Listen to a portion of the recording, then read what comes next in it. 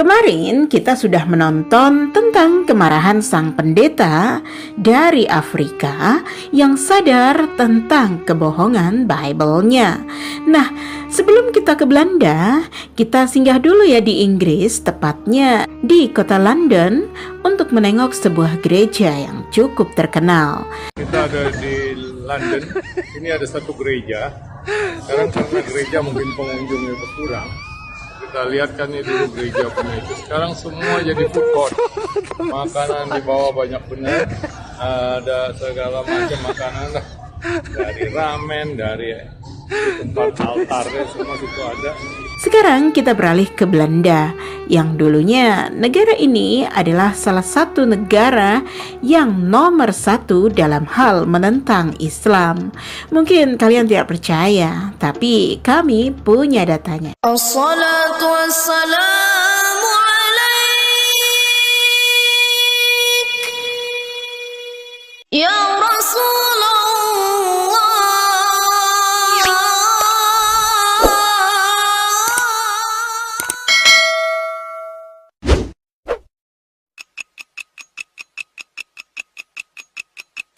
Assalamualaikum warahmatullahi wabarakatuh, sahabat netizen dimanapun berada. Jumpa kembali dengan kami tim Studio Islam Channel, channel edukatif yang menyajikan fakta dan peristiwa seputar dunia Islam dan dunia Kristologi tentunya. Sahabat-sahabat netizen sekalian, semoga kalian tetap bersemangat ya untuk selalu menantikan dan menonton tayangan-tayangan di channel kami ini dan tayangan-tayangan di channel muslim lainnya yang pastinya akan memberikan kalian tambahan ilmu dan wawasan serta memberikan hiburan-hiburan segar dari dunia Kristologi. Assalamualaikum Brother Arnold. Thank you for accepting our invitation. I want to start with, who is Arnold van Doorn? Waalaikumsalam. Thank you for inviting me. It's an honor to be here. Well, my name is Arnold van Doorn. I'm 56 years old. I'm a Muslim, alhamdulillah, since 2013.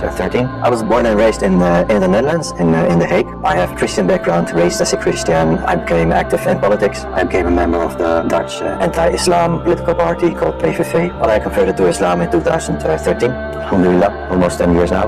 How was your life in regards to faith? What were you believing in? I'm raised as a Christian. I've been to a Catholic school and Catholic sport clubs and everything. My father was practicing Christian. I went to church on Sundays, sometimes during the week, but I never felt really like 100% comfortable. It was more like a routine. I was supposed to do it, but I missed something. Even from a young child, I felt something was missing. A few things I really didn't understand. How come like three gods? How can Jesus, Isa, the prophet, how can he be the son of God? It didn't make really sense.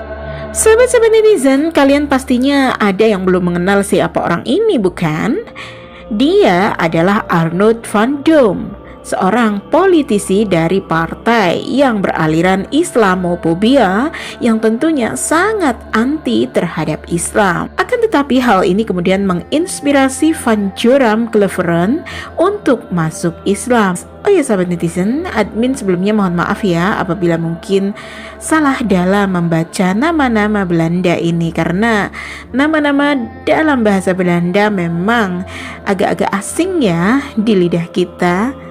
Intinya admin mohon maaf yang sebesar-besarnya apabila ada kesalahan pengejaan nama. Nah sahabat netizen, kita lanjut ya.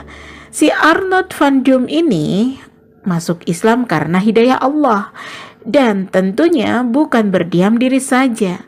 Pada mulanya berawal dari kebenciannya terhadap Islam, lalu ia mencari cara untuk meruntuhkan Islam di Belanda agar tidak ada peminatnya, tentunya dengan cara yang terhormat, yaitu menulis sebuah buku. Nah, dengan dilatar belakangi rasa dan kebenciannya terhadap Islam, akhirnya mau tidak mau ia membaca sumber dari segala sumber hukum Islam, apalagi kalau bukan Al-Quran dan hadis-hadis Rasulullah sebagai bahan materi untuk tulisannya. Walhasil beliau masuk Islam justru karena membaca ayat-ayat Al-Quran tersebut. Mungkin Kristen di negeri Konoha tidak percaya.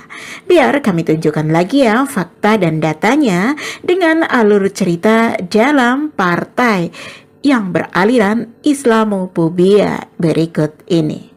Naiknya Muslim ke tampuk kekuasaan Belanda bukan tanpa hambatan. Tantangan paling keras datang dari politisi yang dikenal sebagai tokoh anti-Islam. Siapa lagi kalau bukan Geert Wilders, pemimpin Partai Kebebasan yang berhaluan populisme sayap kanan. Wilders menolak pengangkatan seorang muslim menjadi wali kota di Belanda. Pengangkatan itu menurut Wilders merupakan awal islamisasi di Belanda. Meski muncul kelompok-kelompok Islamofobia, tak mengurangi rasa tertarik warga Belanda terhadap Islam. Masuk Islamnya politisi Joram van Cleveren, tangan kanannya Geert Wilders. Selama bertahun-tahun saat menjadi anggota parlemen untuk Partai Kebebasan, Joram melakukan kampanye tanpa henti melawan Islam di majelis rendah parlemen Belanda.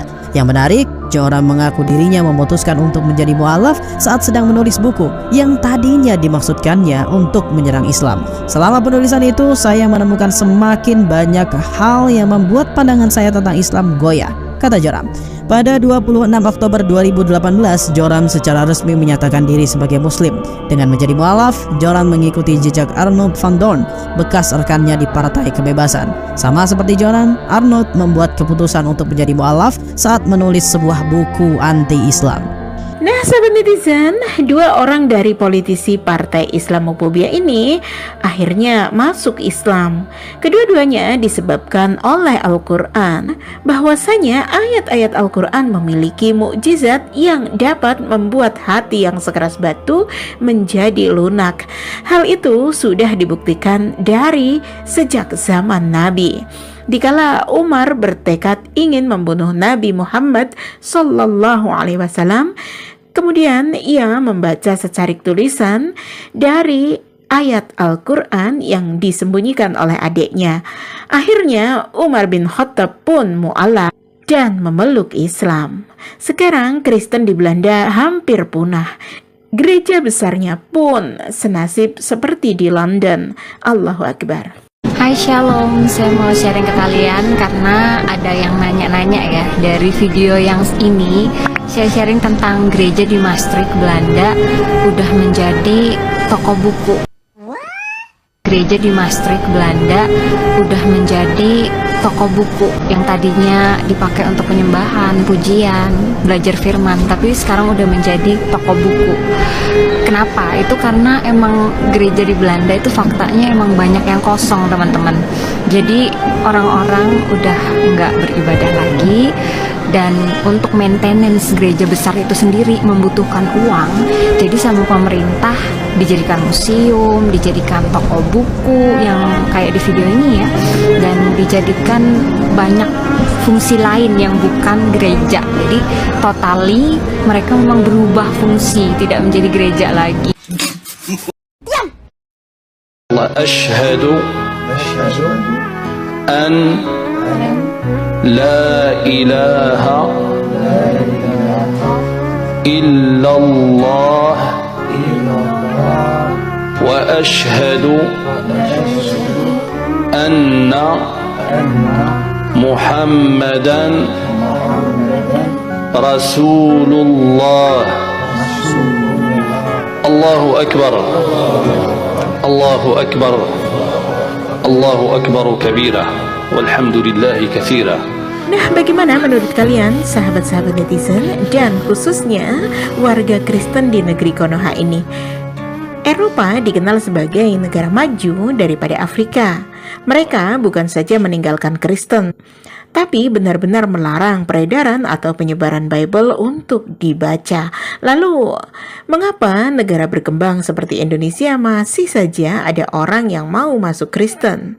Pertama, karena dia bodoh, kurang ilmu pengetahuan agama, karena seluruh hidupnya hanya dipaksa untuk bekerja, dan segala hal dalam hidupnya berorientasi hanya untuk dunia, dan dunia semata. Yang kedua, karena perut dan urusan di bawah perut, seperti yang dilakukan oleh para penginjil dan murtadin, serta para artis yang murtad karena cinta terhadap makhluk, yang akhirnya menyebabkan rahmat Allah berubah menjadi azab. Na'udzubillah, thumma na'udzubillah. Nah, jadi inilah pesan dari Joram bagi umat Kristen di negeri Konoha ini. Jika pesan dari tim Studio Islam sampai kepada umat Kristen bukan berarti Islam ini jahat. Ingat ya, bukan Islam yang jahat, tapi justru sebaliknya. Bagi semua orang yang belum menjadi muslim, yang ragu-ragu, baik agnostik, ateis, Kristen atau Buddha, atau Hindu atau apapun, tidak masalah. Aku berharap untuk semua orang ini untukmu yang berada di rumah serta Islam. Dan bukan karena menurutku kamu orang jahat atau semacamnya. Dan aku rasa berlaku bagi sebagian besar umat Islam. Bukan karena umat Islam menganggap kamu orang jahat jika mereka ingin menyampaikan Islam kepadamu. Tapi seperti yang aku katakan saat wawancara, Islam benar-benar memberikanku keterangan hati dan pikiran. Dan banyak orang berpikir, sangat sulit menjadi seorang muslim, harus sholat 5 waktu, tidak bisa melakukan ini dan itu. Aku tahu dari pengalaman bahwa itu tidak terlalu sulit, pada akhirnya membuatku lebih bahagia. Dan jika kamu benar-benar berdedikasi, dan jika kamu benar-benar mengikuti kebenaran, dan jika ini benar-benar yang kamu yakini, maka akan sangat mudah. Jadi aku sarankan orang-orang untuk memperhatikan Islam. Pelajarilah secara objektif.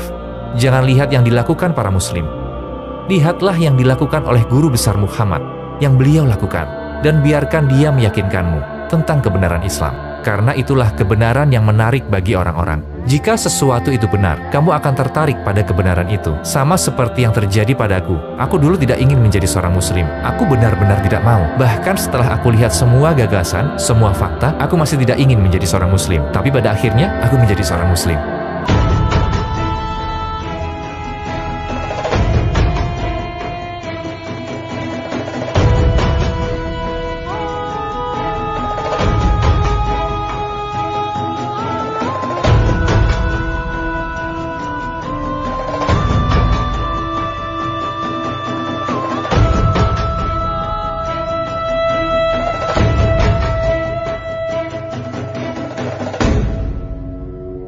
Nah, sahabat netizen, sampai di sini dulu ya video dari kami. Semoga apa yang kami sampaikan hari ini bisa diambil hikmah dan manfaatnya.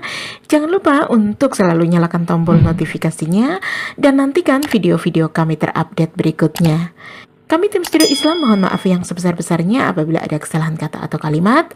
Dan kami juga berterima kasih kepada kalian semua yang selalu setia menonton tayangan-tayangan di channel kami ini, lalu membagikannya ke tab sosial media kalian. Dan bagi yang aktif berinteraksi dengan kami juga mengucapkan terima kasih yang sebesar-besarnya. Sekian dari kami, wabillahi taufiq wal hidayah, waridho wal inayah, wassalamualaikum warahmatullahi wabarakatuh.